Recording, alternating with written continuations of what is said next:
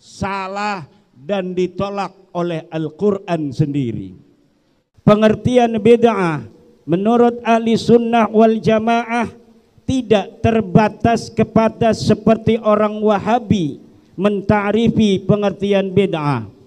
Menurut ahli sunnah wal jamaah, bid'ah terbagi menjadi dua.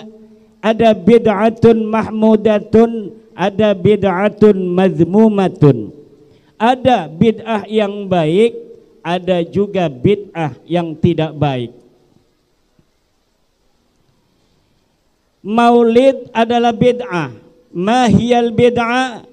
Al bid'atu kullu ma lam yakun fi ahdin Nabi sallallahu alaihi wasallam. Bid'ah adalah setiap sesuatu yang tidak ada di masa Nabi besar Muhammad sallallahu alaihi wasallam. Maulid tidak pernah dilakukan oleh baginda Nabi seperti sekarang ini. Maulid tidak pernah dilaksanakan oleh sahabat. Maulid tidak pernah dilaksanakan oleh tabi'in. Dia tidak ada di zaman Nabi. Tetapi maulid ini adalah bid'ahnya bid'ah mahmudah, yaitu bid'ah yang baik. Kalau orang Wahabi beda. Bu ngadeg ora apa-apa, sing penting aja ngobrol. Ngerti ngomong Jawa? Ngadeg ora apa-apa, sing penting aja ngobrol. Ngerti ta boten? Alhamdulillah. Kata orang Wahabi, bid'at itu hanya satu. Al bid'atu dhalalah. Bid'ah itu sesat berdasarkan hadis. Kullu bid'atin dhalalatun, kullu bid'atin dhalalatun wa kullu dhalalatin finnar. Bid'ah adalah sesat dan setiap yang sesat masuk neraka. Bagi orang Wahabi tidak ada yang namanya bid'ah yang mahmudah. Tidaklah terbagi-bagi bid'ah menjadi berbagai macam bagian. Bid'ah hanyalah satu, yaitu bid'atun dhalalatun, bid'ah yang jelek. Kullu ma lam yakun fi ahdin Nabi fahuwa bid'atun wa kullu bid'atin dhalalatun. Fal mauludin Nabi sallallahu alaihi wasallam bid'atun, fal maulud lin Nabi sallallahu alaihi wasallam man fa'alaha wa amilaha dakhalan nar. Siapa orang yang mengerjakan maulid sementara maulid ini adalah bid'ah, maka dia masuk neraka. Kata orang Wahabi. Benar tidak nih Wahabi? Apa yang dijadikan dalil, apa yang dijadikan dasar oleh orang Wahabi sehingga dia mengatakan bahwa maulid adalah bid'ah, bahwa maulid adalah sesat, bahwa siapa yang mengerjakannya akan masuk neraka? Hadis Nabi yang tadi saya sebutkan, kullu bid'atin dhalalah wa kullu dhalalatin finnar. Semua bid'ah adalah sesat dan semua kesesatan masuk neraka. Jere Wahabi. Nggih. Kita orang ahli sunnah wal jamaah bagaimana memahami kullu bid'atin dhalalah? Tidak sepicik orang Wahabi, saudara. Kullu itu, kullu dalam Al-Quran maknanya bukan hanya semua, tapi ada makna sebagian. Allah berfirman, wa tudammiru kulla syai'in biidni rabbiha fa asbahu la yura illa masakinuhum. Wa tudammiru kulla syai'in, angin-angin itu menghancurkan segala sesuatu. Fa asbahu la yura illa masakinuhum, maka mereka kemudian hancur kecuali hanya rumah-rumah mereka. Dikatakan kulla syai'in, semuanya hancur. Ternyata ada mustasnayat, ternyata ada exception di sana.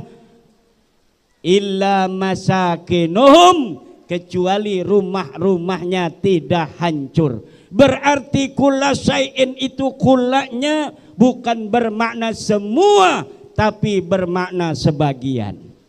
Satu dalil Wahabi bahwa kullu itu hanya bermakna semua, salah dan ditolak oleh Al-Quran sendiri.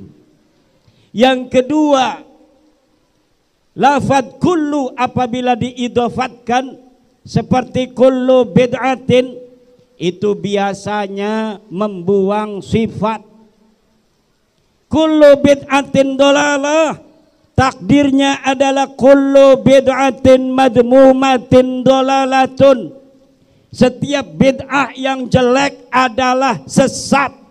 Kalau bid'ah tidak jelek maka dia tidak sesat, saudara. Dari mana kiai dapat itu bahwa setiap lafaz kullu yang diidafatkan kepada nakirah biasanya dia membuang daripada sifat? Dari Al-Quran sendiri yang berbicara. Kata Al-Quran, wa kana wara'ahum malikun ya'khudu kulla safinatin ghasba. Lafaz kulla safinatin kata ulama ditafsiri ay kulla safinatin sahihatin ghasba. Bukan hanya kulla safinatin, tetapi di situ membuang sifat. Apa sifatnya? Sahihatin. Hei, dari mana kiai mendapatkan sifat yang dibuang dari lafaz safinah? Dari qiraat Ibnu Abbas. Qiraat Ibnu Abbas mengatakan wa kana amamahum, bukan wara'ahum. Wa kana amamahum malikun ya'khudhu kulla safinatin sahihatin ghasba. Itu adalah dalil yang kedua dari ahli sunnah wal jamaah, di mana kata ahli sunnah wal jamaah kullu bid'atin dalalah. Hadis baginda Nabi besar Muhammad sallallahu alaihi wasallam, bid'ahnya itu membuang daripada sifat. Sifatnya adalah kullu bid'atin madmumatin dalalah. Setiap bid'ah yang tercela adalah sesat. Wa kullu dalalatin finnar, dan setiap bid'ah yang tercela dia masuk neraka. Nah, sekarang saya tanya ibu-ibu yang berdiri, yang lagi pelanga-pelongo, kapan ini hujan selesai? Hujan selesai pun kelasannya itu sudah basah. Lebih baik sekalian basah ibu-ibu, nanti pahalanya lebih besar dan anyep, enak lagi adem. Alhamdulillah.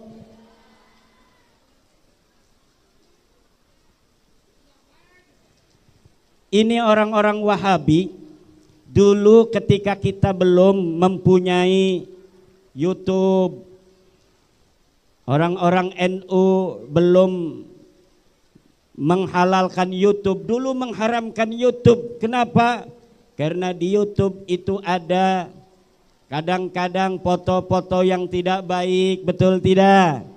Ada video-video yang tidak baik.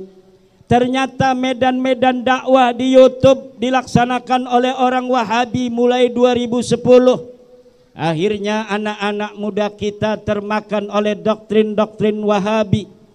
Sedikit-sedikit bid'ah, sedikit-sedikit sesat, sedikit-sedikit masuk neraka, sedikit-sedikit musyrik, sedikit-sedikit kafir.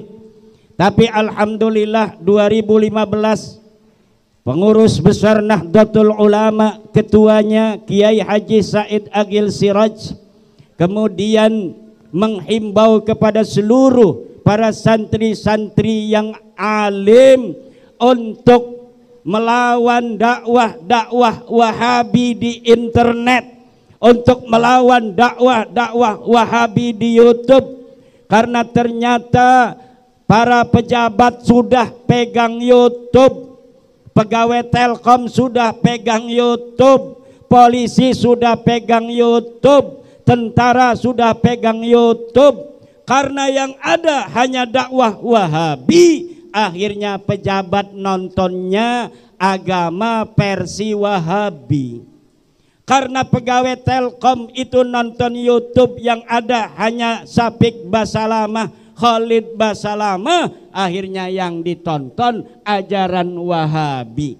Akhirnya apa saudara? Yang terjadi hari ini, banyak pejabat-pejabat kita yang tidak bisa membedakan mana ajaran ahli sunnah wal jamaah, mana ajaran Wahabi salafi. Akhirnya karena sudah terlanjur, ditarik kembalinya susah. Ditarik kembalinya susah. Alhamdulillah Bapak Kapolri, Bapak Sigit kemudian menginstruksikan kepada para polisi untuk mengaji kitab kuning.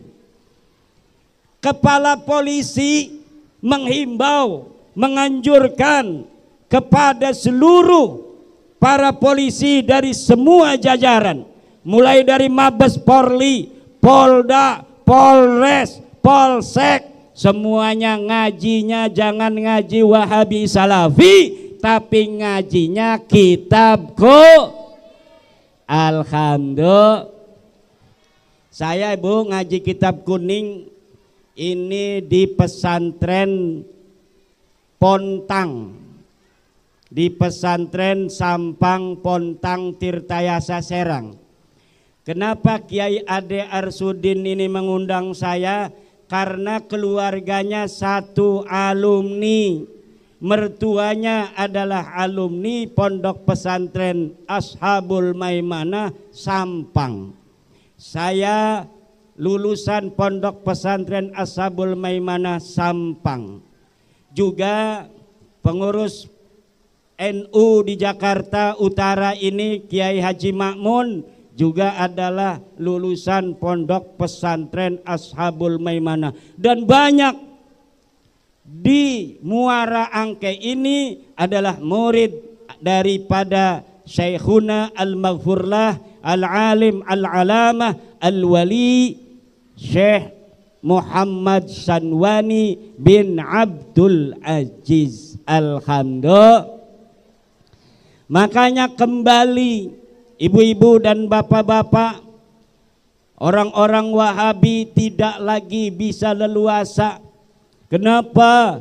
Karena anak-anak kita yang lulusan pondok pesantren, yang pinter dia baca kitab, kemudian sekarang mereka rajin di YouTube untuk menghalau daripada ajaran-ajaran takfiri daripada Wahabi Salafi. Ajaran Wahabi Salafi ini berbahaya. Kenapa? Karena ketika ajaran Wahabi Salafi mengatakan itu adalah bid'ah, amalan-amalan orang NU di mana dia bermaulid adalah bid'ah, tahlil adalah bid'ah, ziarah kubur adalah musyrik. Musyrik itu kemudian naik ke level kafir, akhirnya mereka takfiri, boleh membunuh orang kafir. Makanya napi-napi teroris yang ada di Indonesia ketika mereka tertangkap, ternyata 99% mereka menggunakan ajaran tauhid Wahabi Salafi. Na'udzubillah. Ini makanya pondok pesantren seperti pondok pesantren Nurul Bahri Cahaya Laut. Kenapa namanya Cahaya Laut? Karena dekat laut, betul tidak? Kenapa dekat laut? Dekat laut banyak ikan. Makanya orangnya, perempuannya demplon-demplon, cantik-cantik karena banyak makan ikan. Alhamdulillah. Tapi guru saya ini Yai Sanwani yang juga guru keluarga besar Nurul Bahri nggak makan ikan, Bu. Beliau hidup di pinggir laut, namun beliau tidak pernah makan ikan. Sampai-sampai ketika beliau itu mondok di Baros, Cengkudu, Abu Yasidik suruh nyari ikan, kemudian mengolah untuk keluarga kiai. karena disuruh oleh gurunya, beliau mau menangkap ikan dan beliau muntah-muntah. Setelah muntah-muntah, tahulah gurunya bahwa muridnya yang satu ini tidak pernah makan ikan walaupun hidupnya di pinggir laut. Masya. Karena ada di dalam kitab Ta'limul Muta'allim, salah satu bagaimana caranya seorang santri lebih cepat untuk memahami ilmu-ilmu agama adalah tidak memakan ikan. Syekh Nawawi At-Tanara Al-Bantani, orang Tanara dekat kampung saya. Kampung saya namanya Kresek, pinggirnya namanya Tanara. Dari Tanara lahirlah seorang ulama besar dunia yang kitabnya jumlahnya ratusan, saudara, yang dibaca bukan hanya di Indonesia tetapi juga di Malaysia, dibaca di Singapura, dibaca di Thailand Selatan, dibaca di Filipina, dibaca di Saudi, dibaca di Mesir, dibaca di Yordania, dibaca di Syria, dibaca di Yaman, dibaca di negara-negara lainnya. Asalnya dari kampung mana? Orang Tanara. Makanya setiap bulan Syawal seluruh manusia berbondong-bondong ke Tanara. Seluruh ini bukan berarti semuanya, seperti kullu bid'atin dalalah. Ini namanya lil mubalaghah. Dari mulai Aceh datang ke Tanara untuk berziarah ke tempat lahirnya. Kenapa berziarah ke tempat lahirnya? Karena kuburnya ada di Ma'la. Sampai sekarang masih ada makam daripada Syekh Nawawi Tanara Al-Bantani. Setiap 4 tahun makam di Arab itu harus dibongkar, kemudian diganti dengan yang lainnya.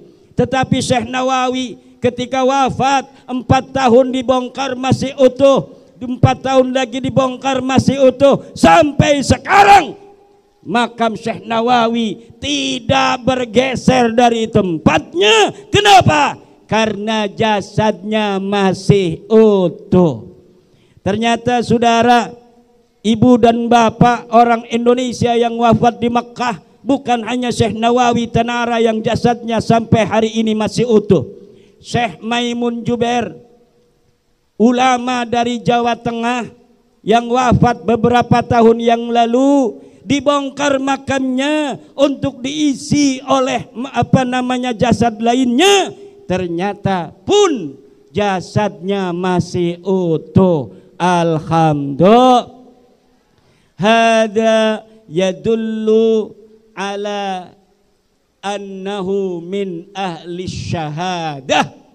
Ini menunjukkan bahwa beliau yang jasadnya masih utuh, matinya dalam keadaan mati syahid. Walaupun dia tidak mati di medan perang melawan orang kafir, tetapi ketika beliau mati dalam keadaan mengajarkan ilmu dan menuntut ilmu, maka orang yang mati dalam keadaan belajar, orang yang mati dalam keadaan mengajar, maka dia mati dalam keadaan syahid. Man mata fi talabil ilmi mata syahidan. Siapa orang yang dia mati dalam keadaan menuntut ilmu, maka dia matinya dalam keadaan mati syahid. Alhamdulillah.